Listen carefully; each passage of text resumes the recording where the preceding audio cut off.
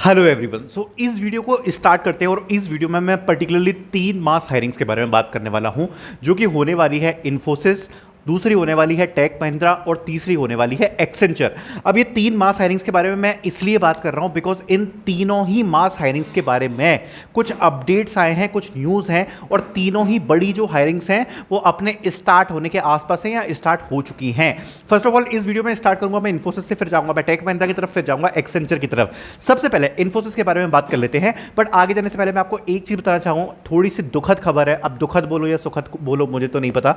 वो ये है कि मैं 7 साल से एक लिंक्डइन का अकाउंट चला रहा था अपना, और वो फाइनली लिंक्डइन ने परमानेंट सस्पेंड कर दिया है विदाउट एनी रीज़न। और देखो, आपको लग रहा होगा कि अगर मैंने उस पर कुछ किया तो कुछ भी नहीं किया, और केवल मेरा ही नहीं सस्पेंड हो रहा, बहुत सारे लोगों के सस्पेंड हो रहे हैं और वो भी बिना फालतू में हो रहे हैं। तो मैं आपको एक चीज़ बोलूँगा कि अगर आप अभी जॉब सीकर हो तो जो लिंक्डइन का अकाउंट है वो इंपॉर्टेंट होता है, ठीक है। तो बहुत ही ज़्यादा केयरफुली यूज़ करना, because LinkedIn algorithm and support is worst. अगर आपका एक बार चला गया अकाउंट, आपको रीजन भी नहीं बताया जाएगा कि आपका गया क्यों है। विदाउट एनी रीजन आपका सस्पेंड कर देते हैं अकाउंट, और उसके बाद वो लोग वापस भी नहीं देते हैं। सो दैट्स वाई यहाँ पर केयरफुल रहना, जिससे आपको प्रॉब्लम ना आए। अब जैसे मैं हूँ तो मैं यूट्यूब पे अच्छा ग्रो कर रहा था, लेकिन अब लिंक्डइन सस्पेंड होने की वजह से अब मैं जॉब्स ही नहीं देख पा रहा हूँ, जॉब्स निकाल ही नहीं पा रहा हूँ। तो मुझे मेरी जिंदगी ने बहुत पीछे ला के खड़ा कर दिया है ऑलरेडी। जहाँ पर मैं काफ़ी आगे निकल चुका था, अब दोबारा से बहुत पीछे आ चुका हूँ। उतनी जॉब्स नहीं मिल पा रही हैं जिससे मैं पहले पोस्ट कर पा रहा था, बट ठीक है, कोई दिक्कत नहीं है। हमेशा से मैं फाइटर रहा हूँ, और जब मैंने ये चीज़ स्टार्ट करी थी तो बहुत छोटी जगह से स्टार्ट करी थी, एंड आज मैं जहाँ पे हूँ मुझे उम्मीद है कि आगे आने वाले 1 या 2 महीने में मैं और कुछ बेटर ही करूँगा। बट आप लोगों के लिए ये मैं आपको पहले से एक वार्निंग दे रहा हूँ कि लिंक्डइन को इस टाइम पर आप लोग बहुत ज़्यादा संभल के यूज़ करना, बिकॉज पिछले 1 2 3 हफ्ते से लिंक्डइन को पता नहीं क्या हो गया है, डेली सस्पेंड कर रहे हैं अकाउंट बिना फालतू में। कोई रीज़न ही नहीं है, पता है। मतलब जैसे मुझे तो एक रीज़न बताया उन्होंने, पता है क्या रीज़न बताया, कि आप लिंक्डइन ज़्यादा चला रहे थे। लिंक्डइन ज़्यादा चला रहे थे, अरे मैं इन्फ्लुएंसर हूँ, मैं काम कर रहा हूँ, तो मैं लिंक्डइन ज़्यादा ही चलाऊंगा ना, तो उस कारण से सस्पेंड कर दिया अकाउंट। मतलब कुछ कह ही नहीं सकते। चलो छोड़ो, इन्फोसिस पर आते हैं और इन्फोसिस की बात करते हैं। तो सबसे पहले देखो, इन्फोसिस के बारे में काफ़ी ज़्यादा इंपॉर्टेंट चीज़ है। इन्फोसिस की तरफ से जो अभी एसपी एंड डीएससी की जो हायरिंग हुई है, सो एसपी एंड डीएससी की जो हायरिंग हुई है इन्फोसिस की, जिसकी अभी लिंक आई है, काफ़ी बच्चों को एक डाउट है कि ऑफ कैंपस है ऑन कैंपस है, वो सब तो ठीक है, बट एक चीज़ मैं आपको यहाँ पर बताना चाहूँगा कि इन्फोसिस की अगर आप इसी सेम हायरिंग को पिछले साल उठाकर देखोगे, it was a massive hit. Massive hit मतलब जब अगर आप लास्ट ईयर को देखोगे तो लास्ट ईयर एटलीस्ट 50 से 60 हज़ार बच्चों ने टेस्ट दिया था इस पर्टिकुलर हायरिंग का। अभी कैसी भी हायरिंग हो, on campus off campus, but एक चीज याद रखना कि इसका जो टेस्ट है वो बहुत सारे बच्चों को जाने वाला है, बहुत सारे बच्चों को जाता है। आप ये बोल सकते हो कि टीसीएस एनक्यूटी की हायरिंग हुई है, और टीसीएस एनक्यूटी की हायरिंग के बाद सेकंड हायरिंग इस साल की जो सबसे बड़ी है वो यही होने वाली है। टीसीएस एनक्यूटी हो गया आपका, वो कंडक्ट कराया गया जिसमें इतने सारे बच्चों ने टेस्ट वगैरह दिया था।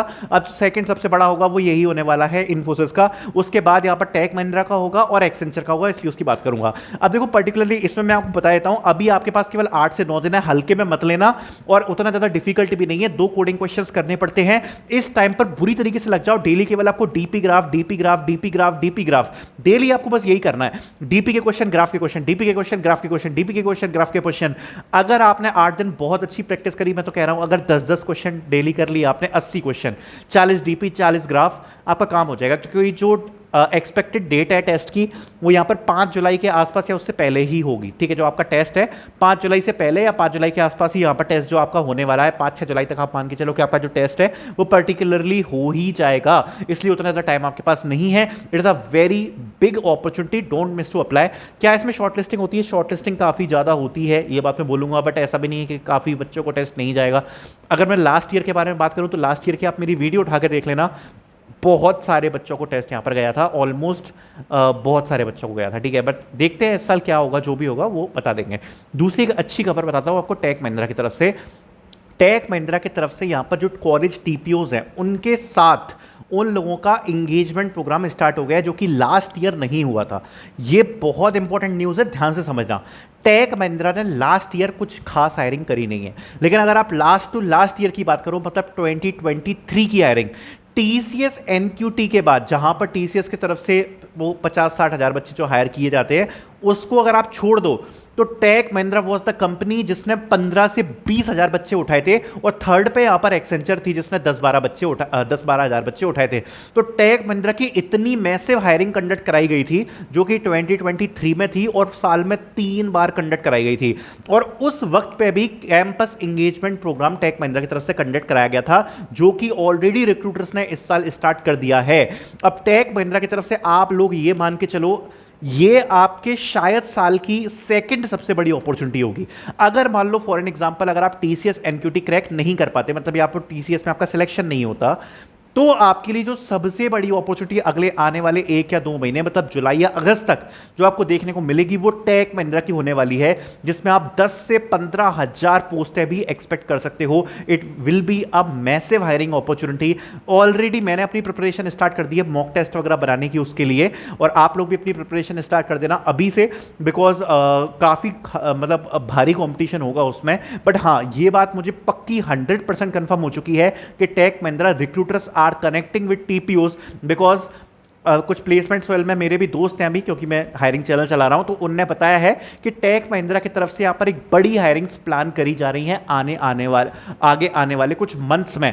तो जुलाई अगस्त आप पर्टिकुलरली टारगेट लेके चलो, एक मैसिव हायरिंग हमें देखने को मिल सकती है, और उसमें मेरे हिसाब से शायद 2025 बैच एलिजिबल होना चाहिए। ठीक है, तो देखते हैं, जो भी होगा वो मैं आपको इन्फॉर्म कर दूंगा, but it is a big mass hiring coming out in some time. Okay, then आगे बात करने वाला हूं एक्सेंचर के बारे में। तो एक्सेंचर की यहां पे प्रोसेस तेज हो गई है, और एक एक्सेंचर का इतिहास रहा है कि वो लोग कभी भी ऑनबोर्डिंग पूरी नहीं कराते, उससे पहले नए सेशन की जो हायरिंग्स हैं वो स्टार्ट कर देते हैं। इस साल आपको अगर याद होगा तो मैंने फरवरी में एक वीडियो बनाई थी, और मैंने फरवरी में वीडियो में बोला था एक्सेंचर की वीडियो में कि जुलाई अगस्त से आप लोग एक्सपेक्ट कर सकते हो हायरिंग्स, क्योंकि टीपीओ से यहां पर बात हुई है।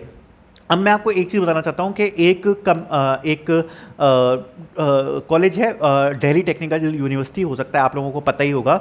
सो उसमें अभी जो नया सेशन चालू हो रहा है उसके लिए यहाँ पर एक्सेंचर शायद मुझे ऐसा सुनने में आया है कि शायद यहाँ पर आ सकती है in the month of September for the position of management consultant for the package of 11 lakhs। अब एक्सेंचर ने बहुत टाइम से जो हायरिंग से उनको होल्ड कर रखा है, बट अगर इस प्रकार की खबर आ रही है कि एक्सेंचर यहाँ पर 1 या 2 कॉलेज से मुझे खबर आई है कि आ सकती है, उसका मतलब यह है कि एक्सेंचर कभी एक कॉलेज में नहीं आती है। ऐसा नहीं होता कि एक कॉलेज में आती है, खबर आई है अभी। तो अगर वो उस टाइम पर आ रही है तो डेफिनेटली, क्योंकि मैं पिछले 3 साल से नोटिस कर रहा हूं कि जिस टाइम पे एक्सेंचर कॉलेजेस में रिक्रूटमेंट स्टार्ट करती है उस टाइम पे ऑफ कैंपस में भी रिक्रूटमेंट स्टार्ट करती है, और उसी प्रकार पे एक्सेंचर की जो हायरिंग है वो पीक पकड़ती है। और ऑलरेडी इतना ज़्यादा टाइम हो चुका है, और अगर आप इसको कंसीडर करो तो एक्सेंचर के हिसाब से भी यहाँ पर अगस्त के आसपास, शायद जुलाई अगस्त के आसपास हो सकता है कि एक्सेंचर की तरफ से एक बड़ी हायरिंग स्टार्ट करी जाए फॉर पीएडीए एंड एसएसए। बात करते हैं एक्सेंचर की ऑनबोर्डिंग के बारे में। तो एक्सेंचर की एक जो नई फेज की ऑनबोर्डिंग है उसके मेल्स यहाँ पर